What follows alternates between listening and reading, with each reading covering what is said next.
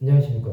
오늘은 갈라디아서 2장 1절에서 5절의 말씀으로 이방인의 사도라는 제목으로 하나님의 말씀을 나누고자 합니다.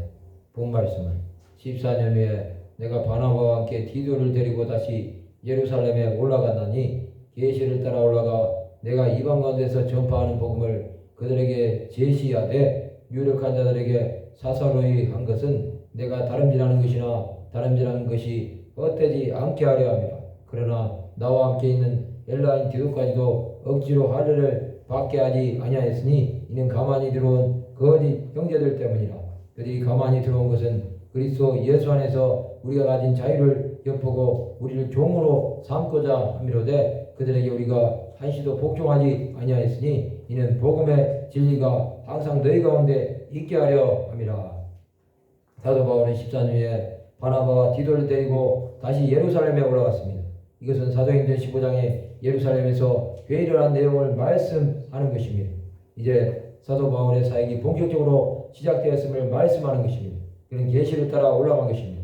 그 내용은 어떤 사람들이 유대로부터 내려와서 형제들을 가르치되 너희가 모세의 법대로 할례를 받지 않으면 능히 구원을 받지 못하리라 말하며 바울 및 바나바와 그들 사이에 적지 않은 다툼과 변론이 일어났습니다. 형제들이 이 문제에 대하여 바울과 바나바와 및 그 중에 몇 사람을 예루살렘에 있는 사도와 장로들에게 보내기로 작정한 것입니다. 그들이 교회의 전송을 받고 베니게와 사마리아로 다니며 이방인들이 주께 돌아온 일을 말하여 형제들을 다 크게 기쁘게 하였습니다. 그러나 바리새인들은 이방인들에게 할례를 행하고 모세의 율법을 지키는 것이 마땅하다고 말합니다. 그는 이방 가운데서 전파하는 복음을 그들에게 제시한 것입니다. 그는 유력한 자들에게 사사로야 한 것입니다. 그는 다름질이 헛되지 않게 하기를 원하지 않았습니다. 사도 바울은 헬라인 디도까지도 억지로 할례 받는 것을 원하지 않았습니다. 그것은 가만히 들어온 거짓 형제들 때문이었습니다. 사탄은 가만히 들어옵니다.